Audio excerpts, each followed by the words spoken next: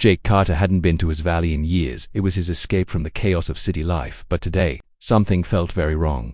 There were police cars everywhere. Jake slowed down as he saw flashing lights ahead. Police had completely blocked access to his land. He frowned, trying to understand what was happening. This didn't make any sense. Then he saw her, a woman yelling and pointing straight at him. Karen Miller. And she clearly wasn't happy to see him. Already called 911, Karen shouted. Her voice echoed across the valley. She looked furious, almost shaking with anger. Like she had been waiting for this moment. Jake stayed calm. He had no idea what she was accusing him of, but he wasn't about to escalate things. Not yet, sir. Stop right there, an officer ordered. Jake paused immediately. He could feel all eyes on him. Something was definitely off. Karen rushed to the officers. He's trespassing. He doesn't belong here. She sounded absolutely convinced, like she owned the place. Jake couldn't help but smirk slightly. Trespassing on his own land. This situation was getting ridiculous, but he stayed quiet for now. Karen stood right in the middle of the bridge, blocking Jake from reaching his cabin. Like some kind of self-appointed guard. It was almost surreal. Jake finally stepped forward. His patience was running out. He looked straight at Karen. And decided it was time to speak. Jake entered his cabin calmly. Karen sat silently on the bridge. Even the police were quiet. The valley was peaceful. Again, the door creaked open. Jake breathed deeply, smiling. This was finally his sanctuary.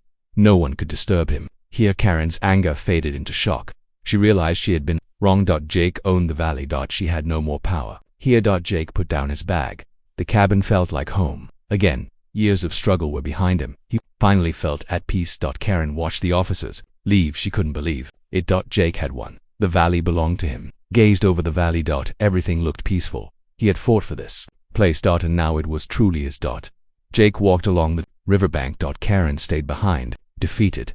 He smiled quietly. Nothing could ruin this moment. Jake sat down on the porch. The mountains looked beautiful. He finally felt free. His valley, his rules. Karen reflected silently. She had learned her lesson. Jake was the rightful owner. Power came with responsibility. Jake lit the fireplace. The warmth filled the cabin. Finally, he could relax. The valley was safe. Jake enjoyed the quiet evening. Karen turned her back. The conflict was over. The valley belonged to Jake. The sun set behind the mountains. The cabin glowed warmly.